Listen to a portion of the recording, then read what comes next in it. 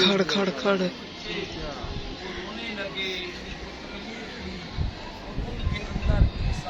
جذبہ پیدا ہوا. میں آپ کو بتاؤں کہ میرا پوتا ہے 4.5 سال عمر ہے. تو اس نے کہا کہ یہ تو ہمارے جو بھائی ہیں ادھر اس علاقے والے بڑی تکلیف میں ہیں. وہ 1 روپیہ 2 روپیہ اکٹھا کر رہا تھا. وہ بھوکا ہوتا ہے نا صندوق, اس کے اندر ڈال رہا تھا کہ میں سائیکل ہی خریدوں گا.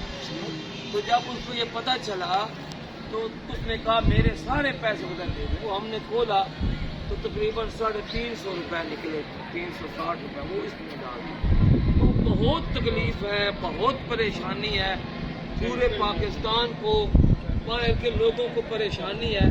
لیکن اللہ پاک کی اس میں کوئی حکمت ہے, کیوں یہ ہوتا ہے. اور جو مخیر لوگ ہیں ان کے دل میں ترس آئے گا. بہرحال اس کا تو ہم کچھ نہیں کہہ سکتے.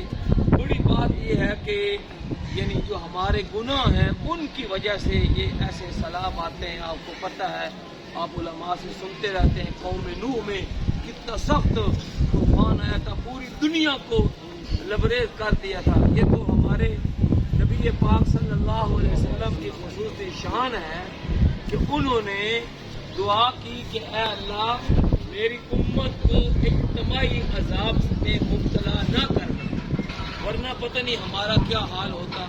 تو اب یہ ہے کہ ہم لوگ چنیوٹ سے آئے آپ کی خدمت کے لیے. ہم خود ایک دکان پر گئے, لوگ ہمارے پاس آئے تو یہ ہم نے کوشش کی کہ چلو ہم تو آپ کا گھر گر گیا.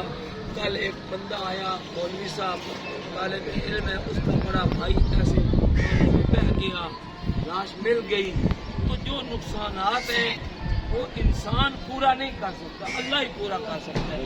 ہم نے یہ ارادہ کیا کہ کوئی تھوڑا تھوڑا راشن جو ہے وہ ہو جائے, 10 کلو آٹا, 2 کلو چاول, چینی, پتی, دودھ, اچار وغیرہ اس قسم کی چیزیں وہ ہم آپ کی خدمت کے لیے لائے ہیں. یہ ہمارا کوئی احسان نہیں ہے, یہ ہمارا فرض ہے اور یہ ہمارا دین بھی